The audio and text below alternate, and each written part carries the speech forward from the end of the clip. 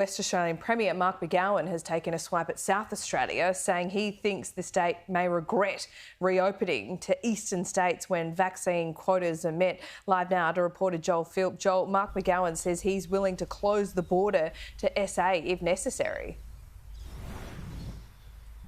Yeah, that's right, Laura. Look, South Australia is known for taking a very strict policy when it comes to COVID, but the state is also loyally sticking, or says it's going to stick to, the national plan to open up and end statewide lockdowns and also border closures once that 80% double vaccination rate is met here in South Australia.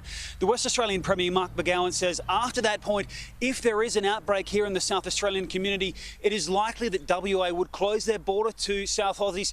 Now, he's trying to achieve a 90% double dose vaccination rate before opening up in Western Australia, and he says other states may end up realising that his cautious approach was the right one. Take a listen.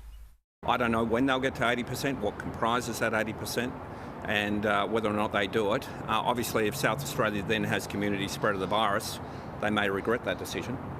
And if they do, well, obviously we take health advice, but most likely we would close to that jurisdiction.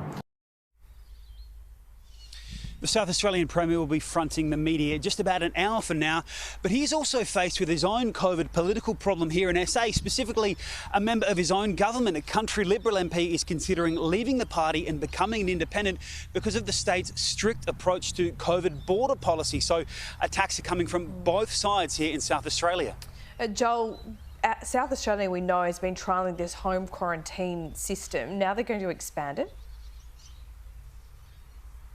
Yeah, that's right. So National Cabinet has given the South Australian government the approval to not only include interstate travellers in this trial, but also international travellers. That's likely to occur from early next month. And it's also really important because it is this trial for South Australia that could be rolled out across the country and see possibly a reduction in our use of hotel quarantine. Take a listen to the state's Premier on this. We're really satisfied with the technology. It's the pilot for the nation. I think this could be a real game changer for us as we get further towards our 80% double vaccination target in Australia. I think it's a very clever piece of technology that really helps people avoid that 14 days in hotel quarantine, which I know must be very, very punishing for people.